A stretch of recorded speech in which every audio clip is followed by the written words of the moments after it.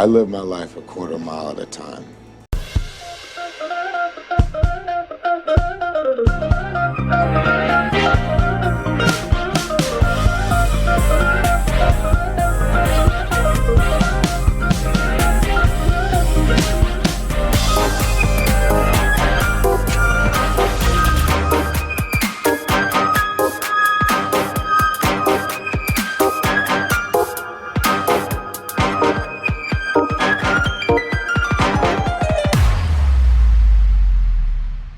Welcome back to the Quarter Mile Podcast. We're still doing it. We are still reviewing Fast and Furious adjacent films. We have like 3 or 4 left, and they are getting very niche films. So if you're here with us watching for the Fast and Serious, first of all, what a trooper. We appreciate you being here. You probably didn't know about this movie until you saw our podcast. Our podcast is probably more popular than this movie. And that's not saying we're a popular podcast. Ladies and gentlemen, we're very excited for another episode. We are reviewing a very obscure movie, The Fast and the Serious. Oh my gosh, what a gift. What a gift. Ladies and gentlemen, speaking of gifts, we have such a gift guest for you all today, for us. Katie Hill's here in the house with us. Katie, tell us a little bit about yourself, and then most importantly, what our fans really want to know is, what is your relationship with the Fast and Furious? Love to know it. Let's just jump in. I mean, I am a brand new comedian. I started November of last year.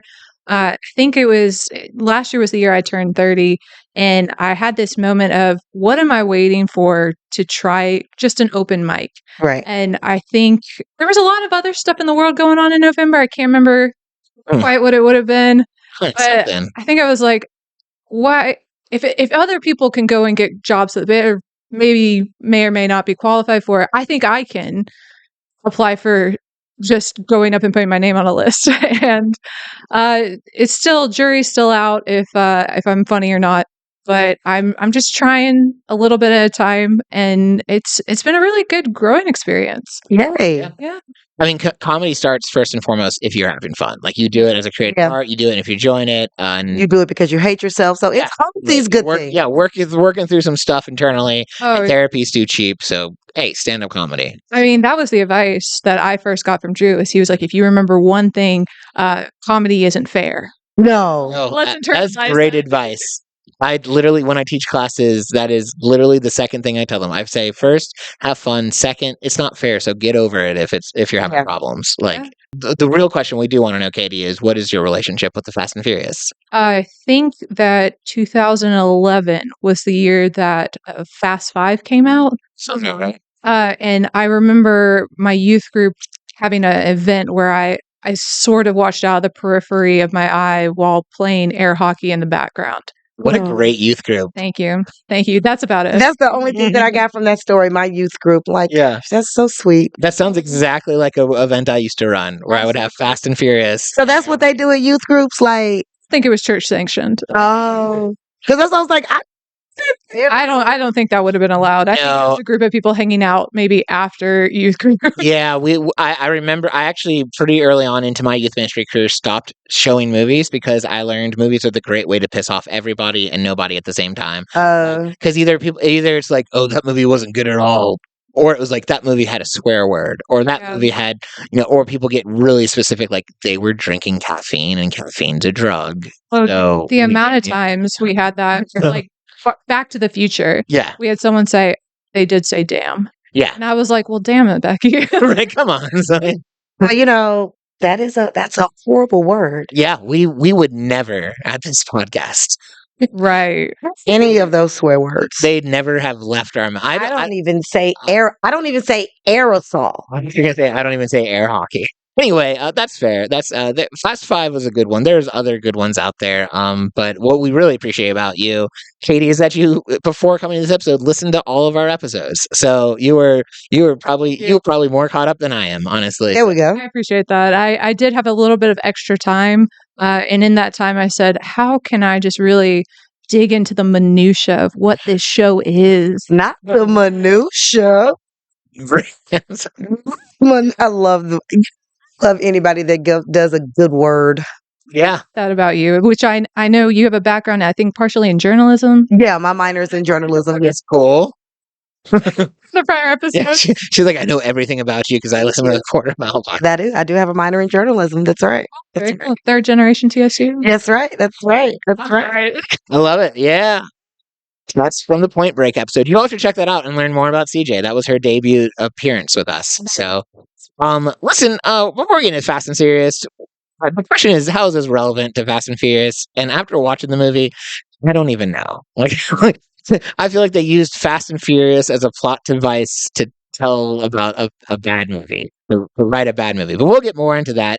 But obviously they're doing a parody of Fast and Furious, which is why we've found this. But it definitely feels like it was a bunch of college students in a film class making movies and then somehow relating it to Fast and Furious. And I have no idea how much money this made or how much it was spent. I don't think. I think they spent maybe $10 on it. And I'm gonna stop playing. Are you serious? Maybe a little bit more than that, right? Like, okay, 20, 25. Probably good hundo. Okay, yeah. And I don't think they made any money from it. I think this was like a passion project or something. I don't know. I have some theories. So here's some of the cast. We have Suzanne Atkins, who played Letty. And she's someone that exists. So she did well, and she did well in that role. I like that they named it Letty after the character in Fast and Furious.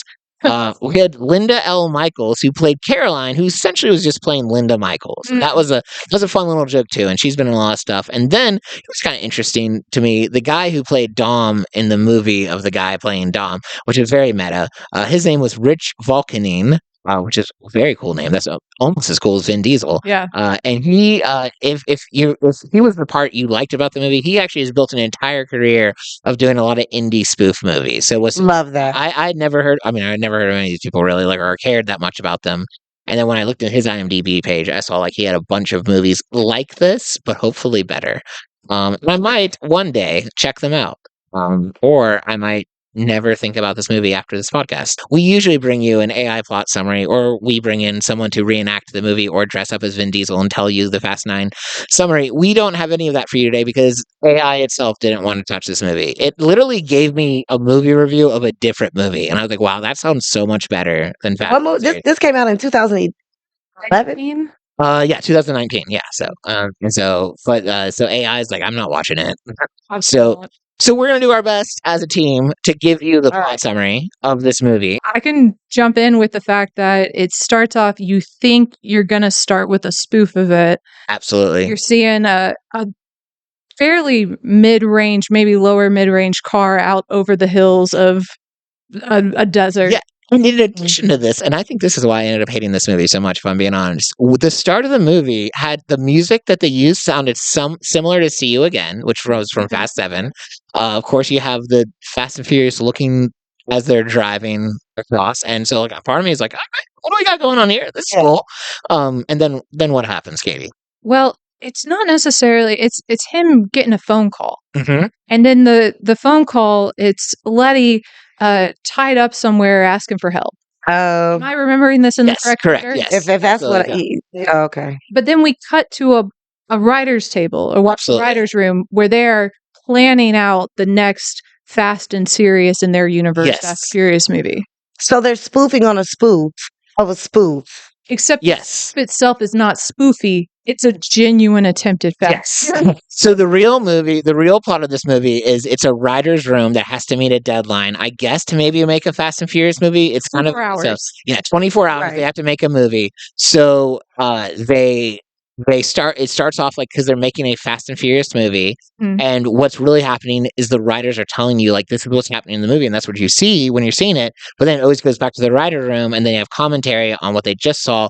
And then their big idea is, why don't we have a movie that has movies within the movies that have nothing to do with the movie? Yes. And so then we get into a bunch of different plots. The first one. The first one being what was the name of it? I wrote the robot robot and prostitute in one word. Yes, robostitute. I think that's it. Robostitute. Which should have just been sex doll. Wait, that's a sex doll. Yeah, but I guess it's less. She moves on her own. Yeah. Spoiler alert. Yeah. Don't most sex dolls move on their own? No, this one literally becomes sentient. She appears to yeah. say props to the actress who was playing her. Did a very good android. That is a good point. That I did not appreciate. I've been like, that was a nightmare of a short film. Like, I've been thinking about robostitute for a while now, and That's the name. Word. Yeah, and robostitute. yeah, Just have to say it. Just say it out. Just robostitute. Can't be scared of it. So yeah, and so then so that was, well, I am scared of it because now I'm scared of a robot prostitute that becomes sentient and they will nothing but because it's fast and serious. Yeah, and he says like the wrong thing to the robot. He says something along the lines of like, well, she's like, "What do you want me to do to you?" And he says, "Oh no, and I can't remember what he says." But she took it as like butt stuff, right? Yeah, absolutely. Yeah. So yeah, Nice. So that was a fun, warm intro into the movie. And then it goes back to the writer's room. Well, I have to say, it rolls credits on that. And I think this is important because when we're defining this for y'all, it rolls credits on that. And it's a completely different set of people than who the people are for the actual thing. Yeah. It's like a genuine credits. I'm like, huh, okay, continue. It really feels like we were watching a film festival. Oh, see, now I'm It mad. might be. Yes. I that's my theory, actually. It's not exciting or anything. I think this is this guy's way to get smaller projects into a bigger film festival, but Maybe. It was a film festival movie, though. Who was the director? Mark Moss. Oh, there we go. Thank you. Mark Moss. Do you know him? Have you heard of him? I had never heard of him. He's done all the other ones that the guy who plays the main guy in this. He's done all the other movies that this guy's involved with. And he has like 50-something credits to his name because multiple times a year he does this where he like makes a short film or like a film and then all these submissions in the film. What do you think, CJ? Should we make that an option for the genres that people? I think so. Yeah, I don't. So I do. Let's see, Mark. It's like if Twilight Zone always had a different theme. But he did. There were, and looking at the movie options, there were some pretty good, like a play off of the Avengers, play off of some other stuff. Like there was some. Yeah. I mean, like the idea of it was good. I think that. I do wonder, is this part of a film festival like the one that they have in Nashville where you do have to write something within 72 hours, direct it, maybe, and do it? Yeah. Because I was like, that would be a way, but if not, no excuse. Yeah, I think this was part of a film festival, but I don't know if it was specifically, there were you have this set amount of time to do it. But so after we had the robostitute, I said it correctly. Yeah. So then they interact a little bit. I think they might have like a pseudo Fast and Furious scene again. Also, 6 is the number of times that they said Fast and Serious. Yeah, running joke. In case after the second one, I was like, this is going to be an obnoxious thing, and so I started clocking him. 6 is how many times they said Fast and Serious. So then after that, they had with the narrator one, which was just about a guy who. I liked that one.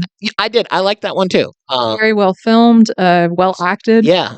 The premise of that was a man who is in therapy. His therapist assigned him a narrator to narrate all of his thoughts, and then everyone thought it was really cool at the office, and so everyone got a narrator, and then mass chaos ensued as you started hearing everyone's thoughts about you, and that's it. Yeah, it starts off as like it's an emotional support person, and then HR assigns one to everyone, and he's mad because he's no longer special. Yeah, and that to me, I was like, oh, if they all are like this, maybe the robostitute one was just sort of a fluke. They're all going to be like this one, and I was sorely disappointed. yeah, because then we had the oh, he's done a lot. Yeah. Oh, you're finding the Mark Moss stuff, huh? Mm. Oh, he's. Do you recognize any of the movies? They're all spoofs. Yeah. Mm-hmm. Oh, that's funny. Category spoof. I realized this after this movie and after Superfast. I'm not a spoof fan. I can like it if it's just a bunch of Easter eggs for like the true fans. Like if it's almost this Rocky Horror Picture Show version of like, hey, do you know all these inside jokes? Heads up. Like anyone y'all have ever heard of it's the Harry Potter musical. Oh, well, I've heard of Harry Potter. Okay, exactly. There's a Harry Potter musical that was like this big production years ago. Darren Criss played Harry Potter back before he was on Glee. I know I'm talking to... Who is he on Glee? I actually have watched all of Glee. Okay, he was Kurt's boyfriend who came from the school with all the... yeah. I feel like he was in something way cooler than Glee that I think of. Most likely. So I know the actor though. So. Yeah. Oh yeah. And so I think it's still free to watch on YouTube. It was like part of the Star Kids group that's up in Chicago, I think. Shout out to Star Kids. Absolutely, yeah. A Harry Potter musical is what it's called. And they did sequels and all these things. That kind of spoof where it's Oh, that's funny. so good. Yeah. So good. But Barbarians, so like Barbie, that's good. That's fun. if they know the source You're going to do a deep dive on Mark Moss's movies now. You're gonna, so after he did the narrator, and then there was some plot ensued, and then he went into the next one was it the bathroom humor one was next? I believe it was, because that one felt like it would work better as a meme. Yeah. How'd you feel about that one? Taylor Right. This isn't Swift. Oh, the names of these different things. Oh, you're looking at the movies? Yeah, that's not how you spell Swift. Yeah. I think that's the I think point. that might be the joke. Their one for tenant is just tenant, like someone who's leasing. Yeah. That's great.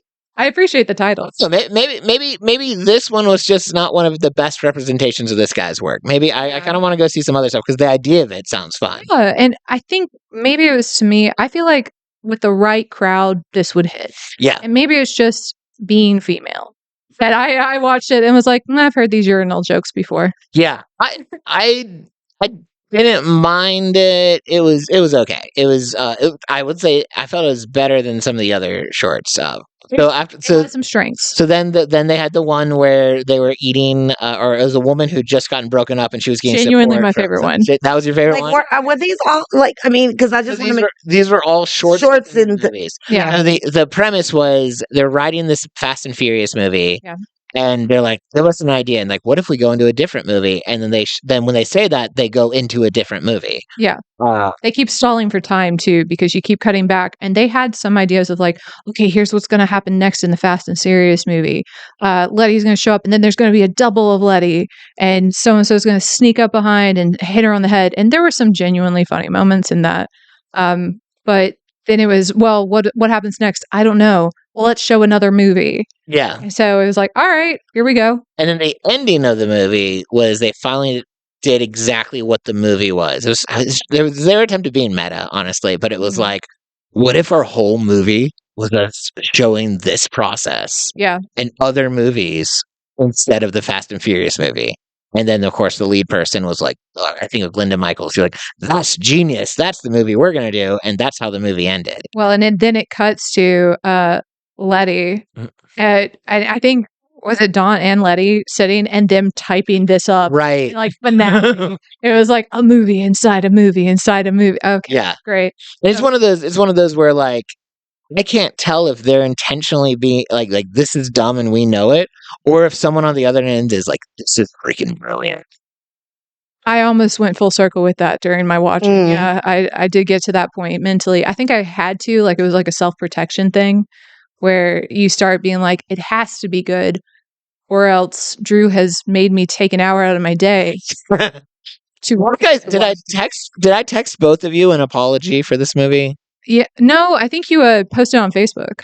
That's right. I did. I made a very public apology as if I was a president who just did a scandal. I mean, even better. I was. You took ownership. Unforetold. Yeah, I just so if you're watching or listening to this podcast and you hate, I don't know why you religiously follow us. They're like, well, if they're watching the movie, so will I. I just want you to know I led you astray on this one. In my defense. Sin exists in this world and we're not perfect. I'm only human. I think the weirdest short for me was the body language one, the last one that they did. I either did not understand it one bit or was uncomfortable and couldn't explain to myself why I was uncomfortable. It was real Wes Anderson. Are you finding? No, I'm just laughing like that. That's good. That's a good reference. It was very particular outfit settings, colors, and the whole thing was, look at this Scandinavian body language. And I thought, man, there would have been some guy in a film 101 class in college defending this to death. He would have been like, this is high art. And just don't understand. And everyone's like, this is the dumbest thing I've ever seen. However, the dancer in it, I think should get some credit. Right. Yeah, so she was, it was all about like the the weird dancing was like part of showing body language. I actually don't understand what I'm explaining right now. Yeah. But I'm gonna go back and watch. Yeah, there was something. I do have to go back and defend the drive-through one, though. Okay, let's do laughed that. out loud multiple times during that. Like, it was when the person says, like, how can I help you? And they show how she's here as like a, how can I help you? Mhm. And then she just goes on this rampage of like, I'm going through it right now. And all the while I can imagine the person on the other side, just like, Absolutely. Maybe it's because I've been that person. Yep. I was like, this is too real. And then the ending when it shows her at a different drive-through. Oh yes, the fact that it's like, wait a second, she just does this. She just does this, yeah. It's for Friday night. I feel like, how many drugs do you think those people took before writing those movies? That doesn't. Not enough. Not enough. There's a lot of untreated stuff going on. Right. There should be some medications they should look into. Yeah. So that was so that's basically Fast and Serious. In case you hadn't seen it, I feel like we wrapped it up pretty well. We were generous with it. Yeah, You were. Y'all were. Like, I'm. So here's some feedback from fans on Reddit, Fast and Furious fans, and then I did find one bad movie review which I felt like captured my experience, so I wanted to share it. So this is just some of people's opinions. This first one's from Late Ad 4624. I'm sure that's your real name. I watched until they started the Robostitude. Wait. That's it. Fair. And then turned it off. Either it wasn't funny enough or they started another bit and didn't tell anyone. But I got bored and came back here. So I literally felt bad because someone in the Reddit's comment section was like, oh, I've never heard of it. And because it exists and I make bad decisions, I was like, oh, here's a link to it. Is it a little bit like The Ring? And then they watched it and they were like, what? Anyway, this next review is from Embarrassed Highway 76. I felt like an embarrassed highway after watching this movie. Yeah. This is what the real Embarrassed Highway I-76 had to say about it. It's pretty terrible, but I'm not going to lie. I did laugh at a handful of scenes. This was another one of those shitty movies made for cheap off the heels of scary movie popularity with none of the charm or wit or Wayne or that the Wayne's brought. I feel like there's a lot of typos in this, so I did my best with what I said. Yeah. But basically, yeah, you're right. This was someone who's trying to do the same kind of spoof movie, and it's it's not nearly as good. No. And then I put in this feedback to do cheap promo for another episode, but Fever Desu says Super Fast is the only Fast and Furious parody worth watching. Ooh, high praise. I did not like Super Fast. However, CJ did. She gave it a Too Fast. Wow. I did. It was funny to me. Okay. It was, but we did review that movie a few episodes ago. So if you're watching this and you're like, I wish I watched Super Fast, go watch Super Fast and then go watch our episode and leave thousands of nice comments. I did. People are just like coming out in droves in defense of this movie. They're like, you just don't understand, man. Maybe I don't, but sometimes I'm like, or maybe this is a dumb movie. Yeah. But this was the bad movie review that really, I feel like I read this and I was like, I've never felt more seen. Thank you, random person. Yeah. The whole thing is a waste of time to watch. It's more like a bunch of film school students combined all their classroom project videos as a prank and they tried to get it officially released. And it must have been April 1st when someone okayed it to be officially released. Brutal. Right. I think, and here's the thing.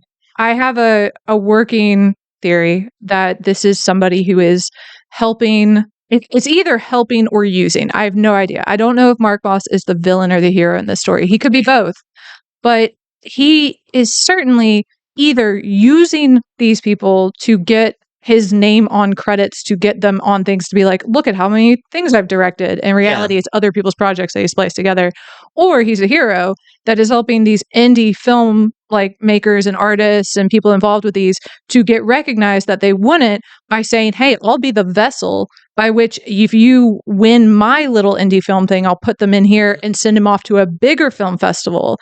And that's how you can get recognized through it. So I don't know. I did message him on Facebook. He has not replied. Well, good for you. Let us know. Write us in. Let us know. I will. Well, that would absolutely be a thing where Facebook's very open. So in an earlier episode, we had someone who made a comment about their bad first date or whatever, and then we involved Tokyo Drift, and so we said, let us know, and then she did. So if you hear back from Mark, we'd love to insert that in one of our later episodes. That ponytail man story scarred me. Yeah. Mm-hmm. You gotta listen back for this episode. I am. Oh yeah. I forgot about that. You're right. Good for you for listening to our episode. The ponytail Tokyo Drift date story. Yeah. I forgot about that. But yeah. Well, where do we go from there? How do you well, the same way that the movie does. Abruptly, with no warning and no need for transition. We're family. Go. Love it. Perfect. Well, I'm just trying to see if I feel like we've covered most of the things. I wrote, here were the comments I wrote. The acting was the worst between scenes. I didn't mind the shorts, but once it got back into where it was but I can't tell if they were intentionally being bad because they're well, let's act like we're just living normal lives and not acting. But I was why don't you act like normal people? I did wonder, and you never know how much of it's just bad writing or bad this. People get mad at Robert Pattinson, and in the Twilight movies, he acted those perfectly. Those are that angsty. The movie. You gotta watch it, right? Yeah. I have seen all the Twilight movies. Oh, okay. I have seen them all. Are you due for a rewatch? I'm not due for a rewatch. Okay. So I'm sorry, Bailey. I tried. So that was a consideration. It did not make it past the writer's room, much like many of these. I mean, if this one did. Right. But sometimes it's bad writing, sometimes it's bad lighting. But I think it was also just maybe people bad acting, but maybe they had a timeline. I don't know. Yeah, maybe they really did only have 24 hours and they had to work with it. But I guess my biggest question after watching this movie, and you all, maybe you can let me know, or maybe it's just left to the great unknown. What was this movie trying to do?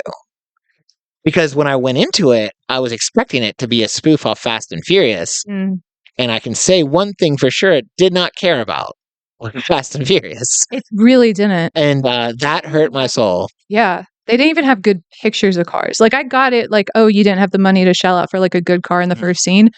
At one point, he's looking up at the window, we're looking up at the wall, and there's a picture of a car. They didn't even frame it well. Right, yeah. Come on, just one thing. Again, I think that was part of what they were doing, but my big question is, what were they doing? But why?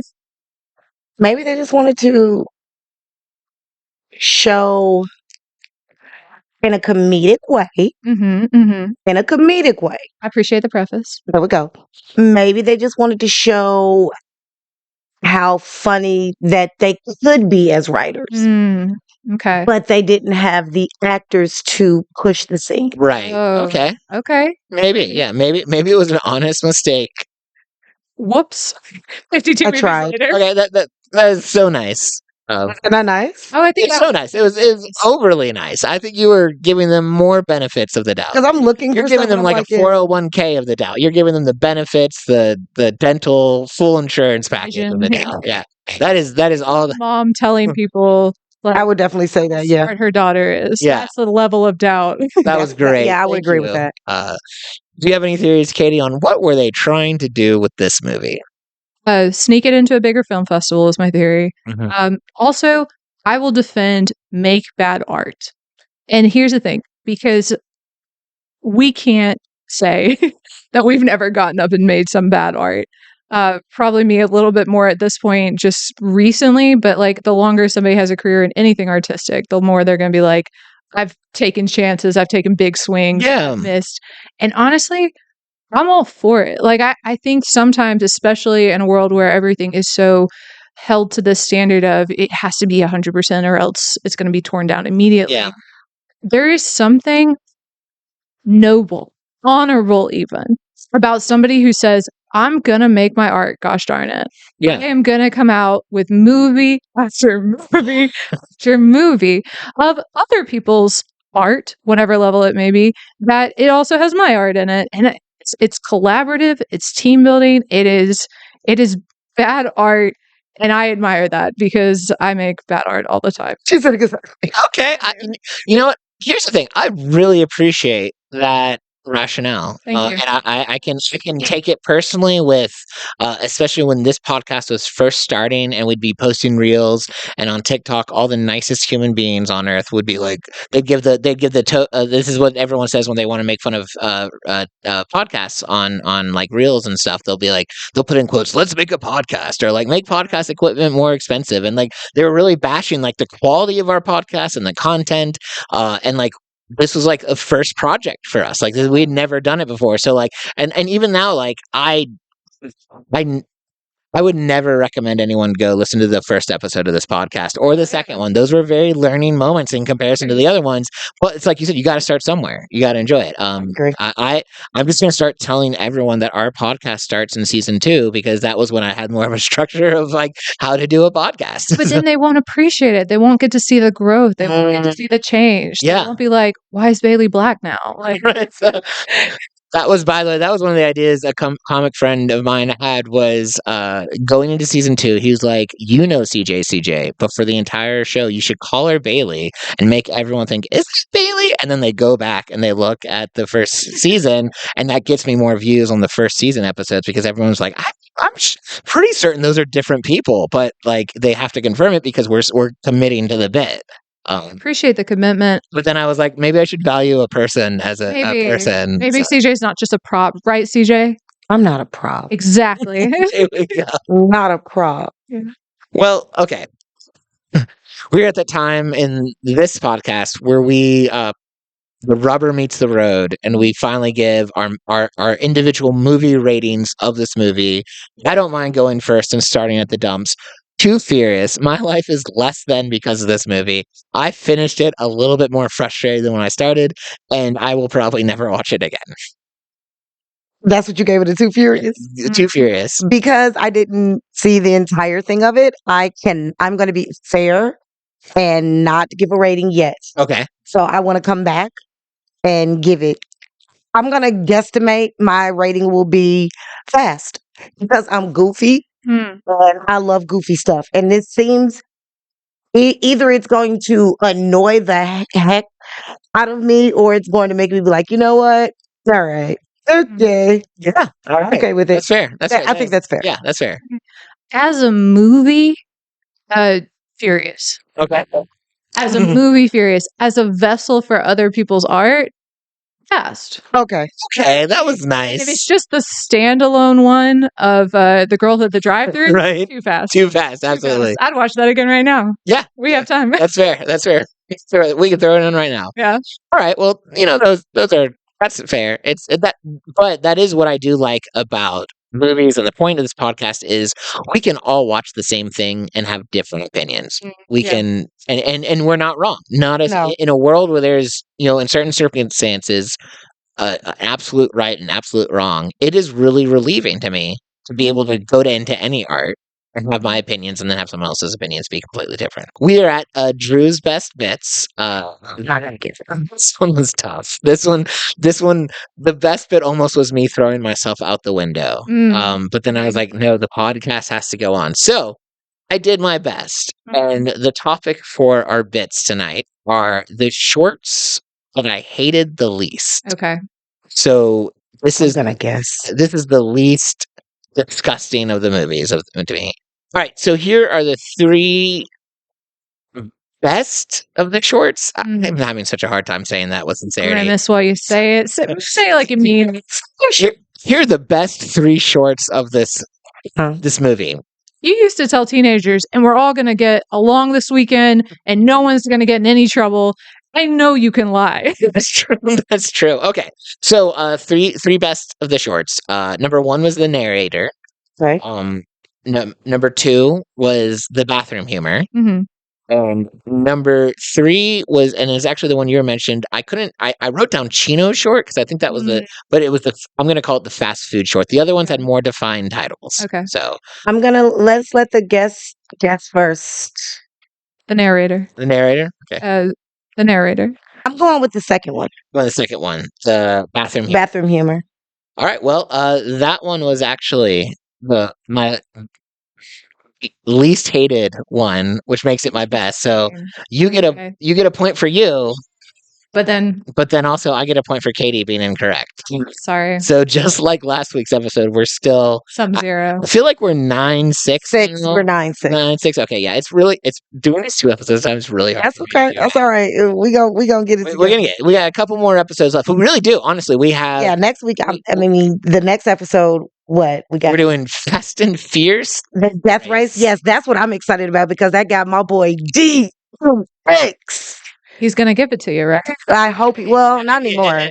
May he rest in peace. But R.I.P. DMX. Yeah. R.I.P. DMX. We'll honor him by watching.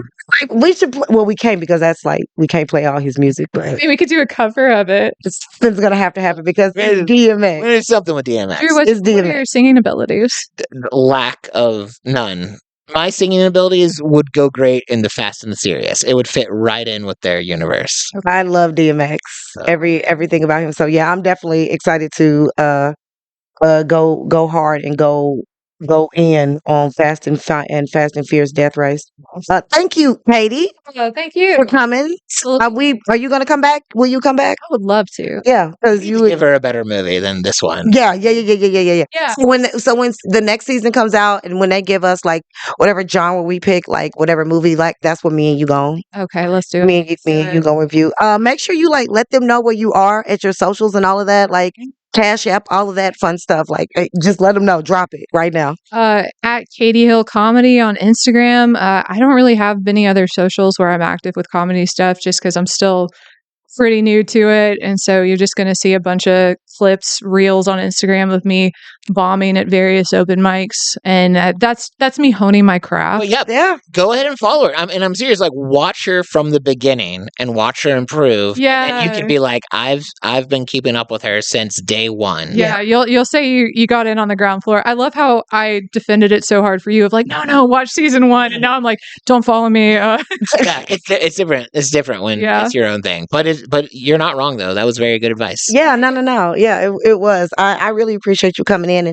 and taking the lead on this one because, like I said, it wasn't fair that I could like. Well, let me put my 2 cents in. That's stupid. You're good. But I just have an obsessive personality. No, I love that. I love anybody that is OCD about any of that stuff. That's why we're really good friends. True. That's why we're really good friends. I've leaned into recently. I've leaned into my OCD. You gotta. And I love that about you. But yeah, no, make sure you guys check us out at all of our socials. Quarter Mile Podcast. We are on YouTube. We're on Instagram. If you name it, we're there. Well. Probably. Okay, we're on YouTube, Instagram, Facebook, TikTok. We do have a Twitter, but I never update it. Yeah. Reddit. Oh, yeah, we're on Reddit. We're on Reddit. Yeah, make sure you like, subscribe. And as my kids would say, like and subscribe. Oh my gosh. That's how they would say it. Great impression. That's how they would say it. Yeah. And if you want us to like sponsor you, like just like DM us, do any of that fun stuff. DM Drew, DM me. You can DM Gizmo. He probably won't answer, but just let us know. And always remember to live your life a quarter mile at a time. And we're going to see you next time. All right? See ya. We out.